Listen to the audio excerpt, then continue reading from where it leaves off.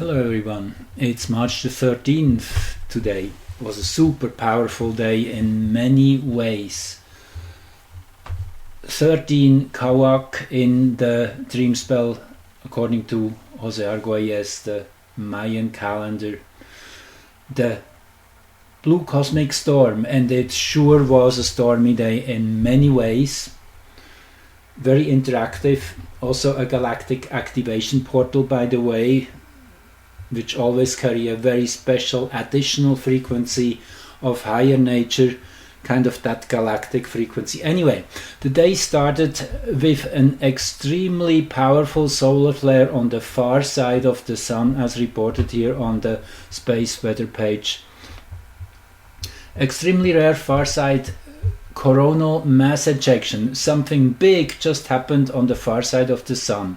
You see, this is our look from Earth's perspective, and you see how from our view this big cloud goes in all directions. That is the sign of a big solar flare going off at the exact opposite side of the sun from where we are, and that's where Mercury is, by the way.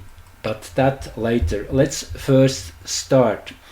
During the early hours of March 13th, Soho coronagraphs recorded a magnificent far side halo coronal mass ejection, leaving the sun faster than 3,000 kilometers per second.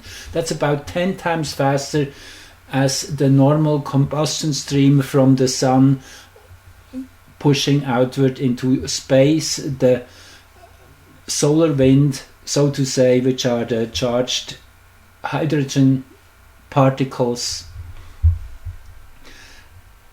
So a whole bunch of solar plasma was pushed out in Mercury's direction. It says here, because of its extreme speed, this coronal mass ejection is classified as extremely rare. A fast mover that occurs only once every decade or so. Here you go. A NASA model of the event shows that the CME heading almost directly away from Earth.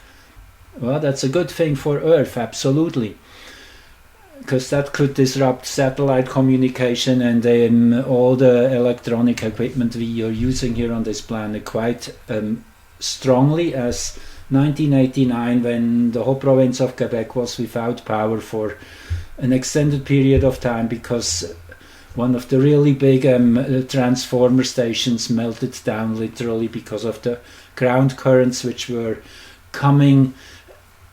being activated by this extreme charge the sun was releasing at the time. So also this CME is not Earth directed, it has nevertheless touched our planet. See all the snowy dots and streaks in the coronagraph movie above. Those are energetic particles accelerated by shockwaves in the CME. They create short-lived luminous speckles when they hit Soho's digital camera.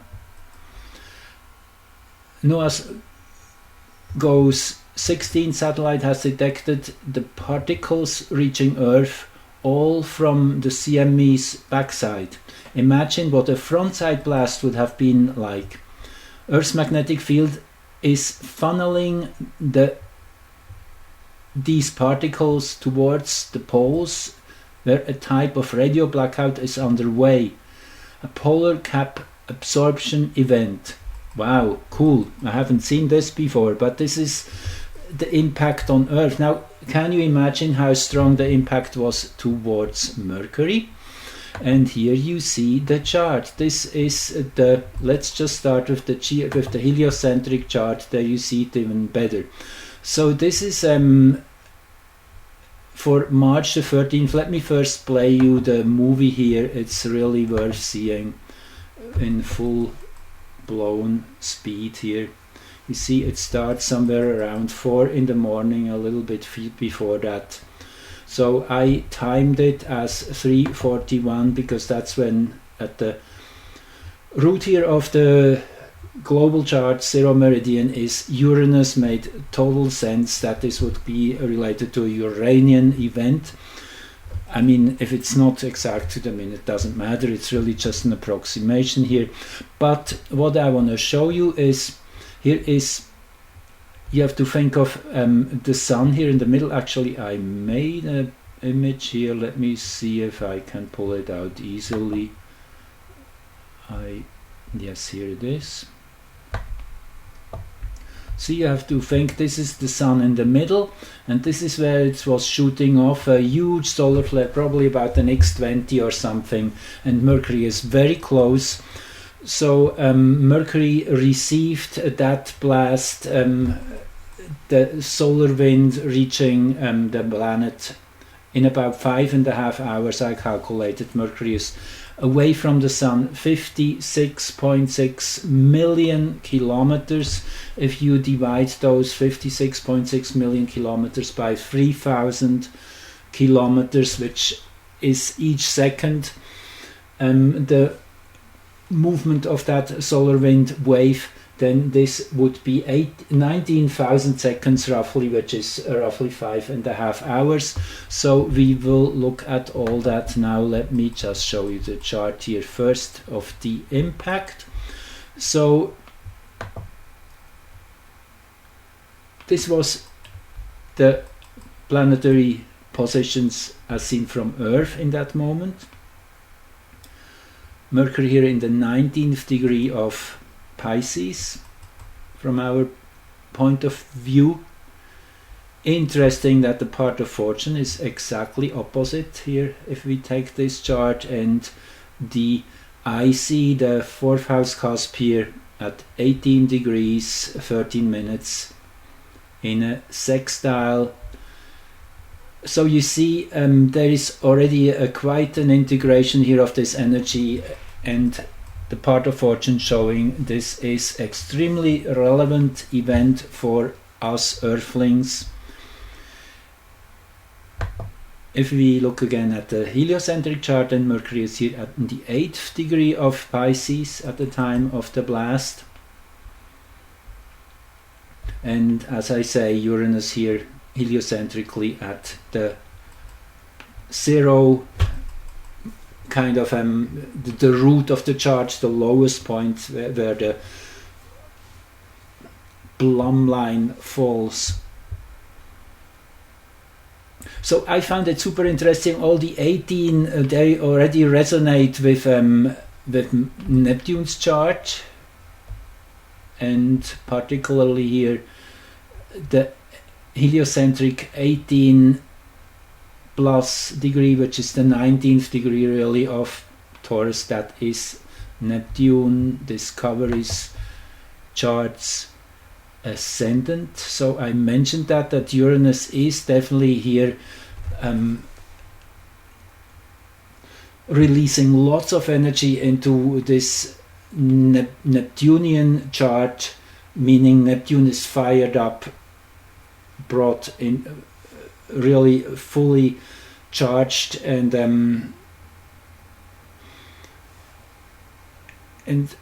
releasing its sparks in all direction. You could say that's what the energy of Uranus does in a way. So interesting. Why should I mention Neptune? Why should I even think of Neptune? Now,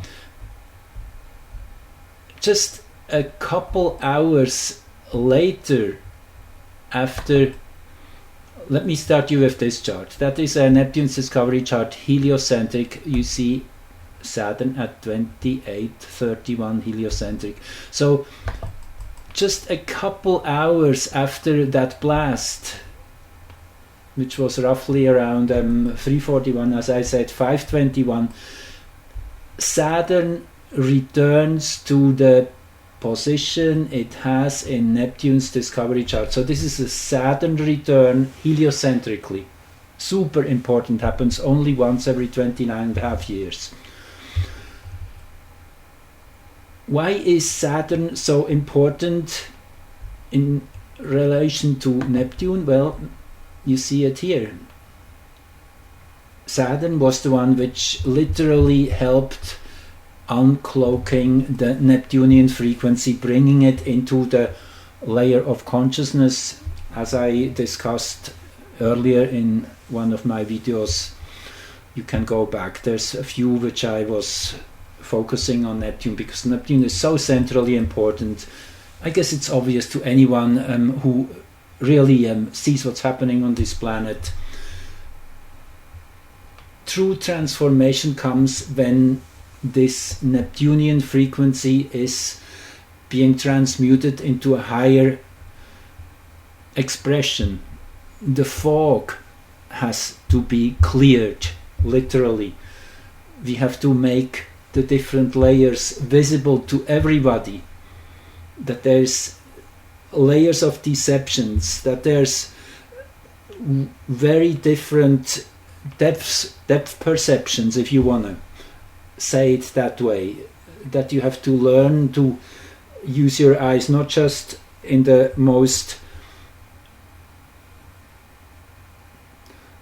superficial screen. You have to go deeper and look at what is behind and what is further behind. That is kind of that multi-layered reality which Neptune stands for. And naturally it's easy to get caught up in the illusions and deceptions, but they have to be literally transmuted, and Saturn is helping in that big time. So this synchronicity with this great blast towards Mercury is indirectly a sign that we become smarter and understand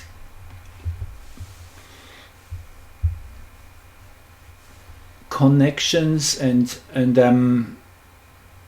correspondences. And now let me show you this. This is a Neptune's discovery chart, 1846, Mercury at 1852, Virgo. And if we go back to this chart, when that solar flare went off, Mercury 1818 in Pisces, exactly opposite. And here this is 1825, the part of fortune, that's where Mercury is in Neptune's discovery chart. There's more, come. I'm really getting ahead of myself here, it's super exciting. So anyway, we have this return chart, the exact moment to the second down when Mercury was back, when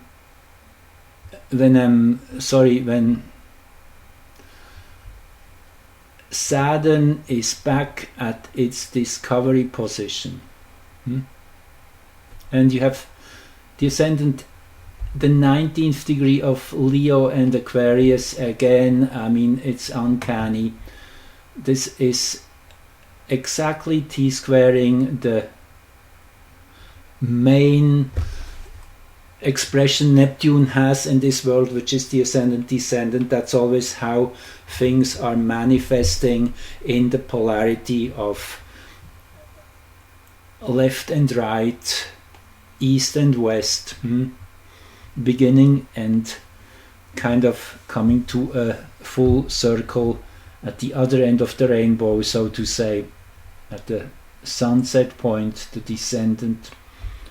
It's the meeting points of heaven and earth, versus the vertical axis is the power axis, or the consciousness of that moment, so to say. So anyway, we have this heliocentric Saturn return. Now look at that. Just one day prior, Saturn and Pluto had their exact 30-degree aspect. Here it is, exactly one day prior, 5:12 a.m. Pluto 28:29, Saturn 28:29, and Both times here for Greenwich, we have this mid-Aquarius rising, actually at the midpoint of these two. Very important. So I was referring in my last recording to that super important January 2020 conjunction of Saturn and Pluto on January the 10th. So in 3 years, Saturn has now separated by 30 degrees, and this is a super important moment. The 30-degree angle is when they connect on a new level, whereas the conjunction is at least in this case of two in many ways opposing and rivaling forces, Saturn and Pluto. They are definitely not having the same frequency, so this is this warring energy and this kind of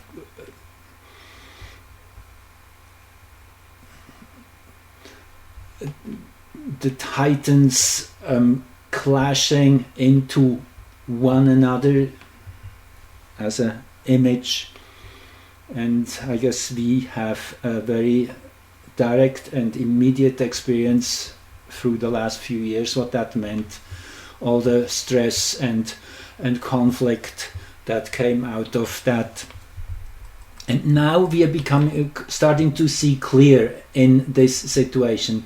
That's what the 30-degree angle really means. It's a first sign of distance from each other, being able to see one another, being able to reflect and understand and get the context correct. So this is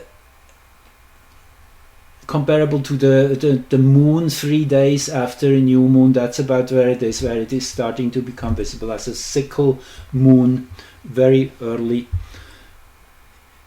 after sunset naturally. So it is that energy, and actually that followed just within a few, actually let me get that straight.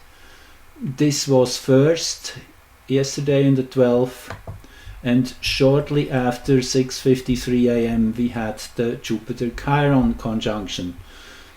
You see, this is again two events simultaneous. They empower each other. Jupiter Chiron naturally is the master healer in a sense. The Jupiter being the guru in East Indian astrology is the spiritual guidance, wisdom,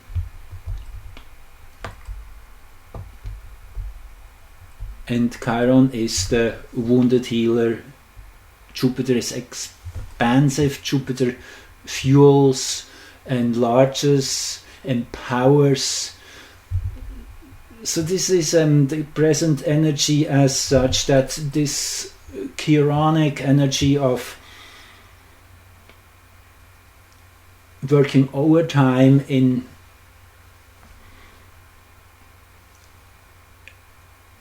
helping to clear a extremely difficult situation, bring clarity and healing and recovery and all that, bringing the remedy.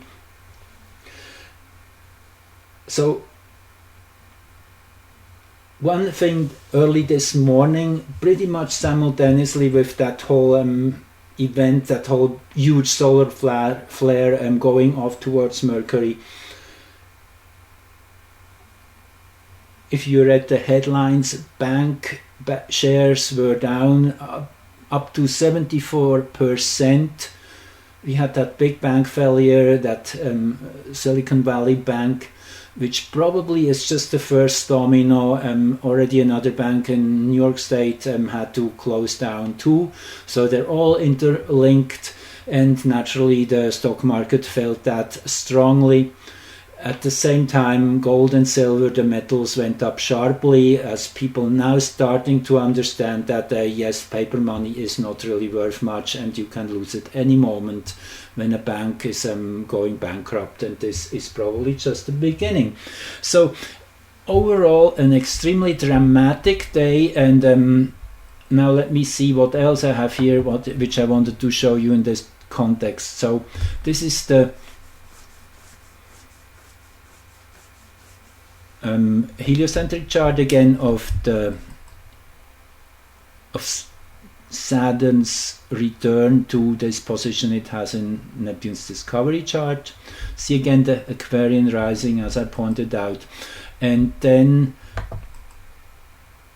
this actually is yet another event which involves Neptune in a very, very similar way. So there's multiple synchronicities here going on.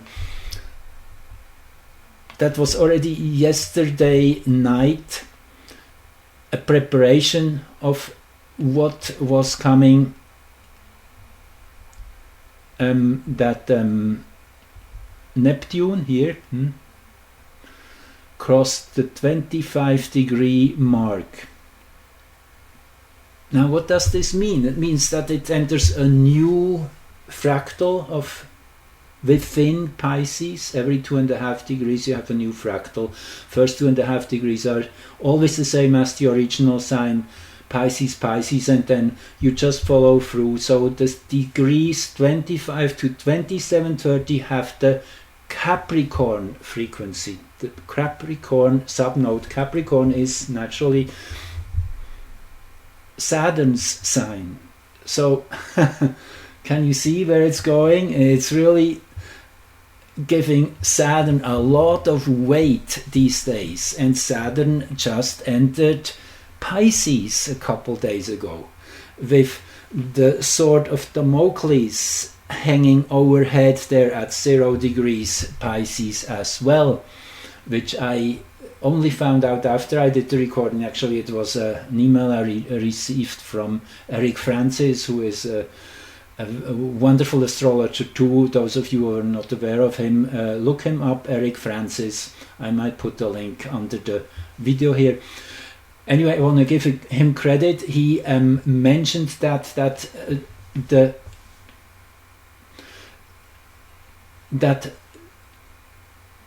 celestial body named Damocles, which is a very special body. It has an extremely elliptical orbit and is for almost 3/4 of its time in the sign Aquarius. And just on that same day, Saturn entered Pisces on the 7th. Just hours earlier, Damocles entered Pisces as well. And there was another one there, Hephaestus, which is the blacksmith. And there's a whole story there. It would be too long to bring it in here, but it's super interesting. There's some forging going on, and there is this sword overhead which constantly reminds you of the immense danger you're in, and this is Saturn's predicament for the next 2 years under the full moon, under that Virgo full moon, which brings that whole Pisces energy down to earth literally, and giving us the ability to integrate it and to work with it.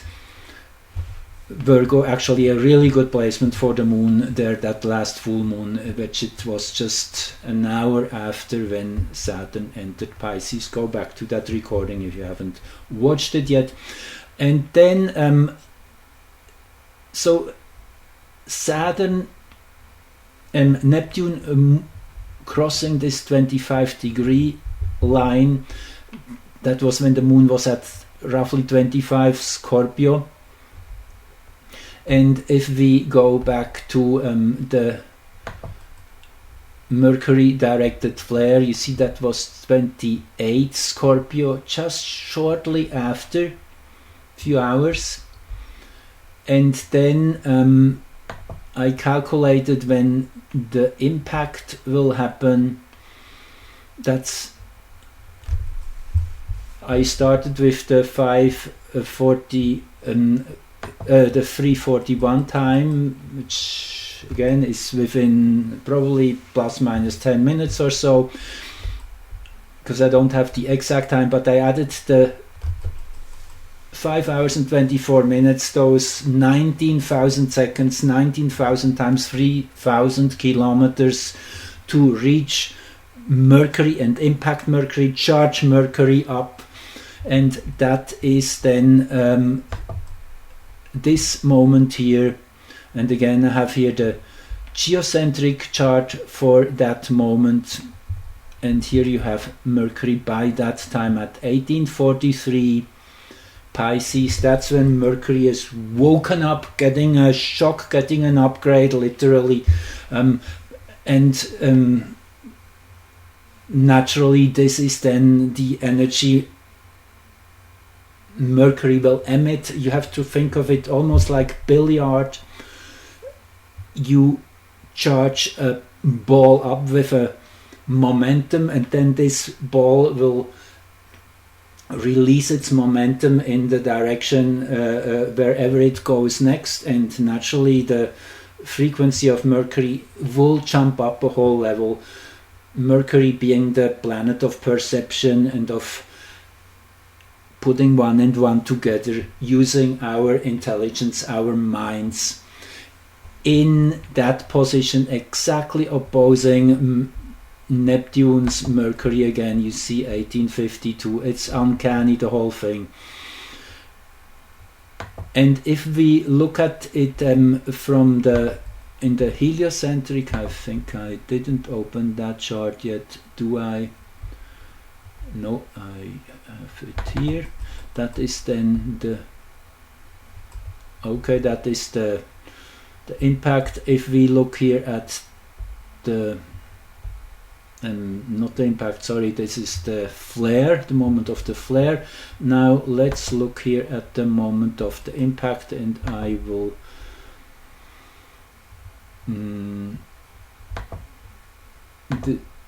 okay, I have it here. I have it open. So here Mercury is now at 9 degrees Pisces. Now I wanted to look up the Sabian symbols here. They're always very telling. So the 9th degree of Pisces here, again that's the book I'm reading from, is a jockey spurs his horse, intent on outdistancing his rivals. The intense mobilization of energy and skill in the drive for success in any social performance affected by the competitive spirit. Who will get it first? Kind of. Anyway, it is an often feverish release of energy. How about that feverish release after getting a 3,000 kilometers per second blast of solar wind? Release of energy controlled by technical skill and long practice. That's Mercury as he lives and is. Wherever this symbol is found, it indicates the need to spur one's total being towards speedy attainment of whatever goal it may be. So yeah, better smarten up. That's what Mercury is telling us here. Wake up. And then the geocentric degree, where it is expressing itself here on planet Earth. The 19th degree, a master instructing his disciples. This symbol gives us a clue of the supreme technique. A supreme technique necessary for the continuation of all manifestations of power and spiritual understanding. This is an extremely powerful degree.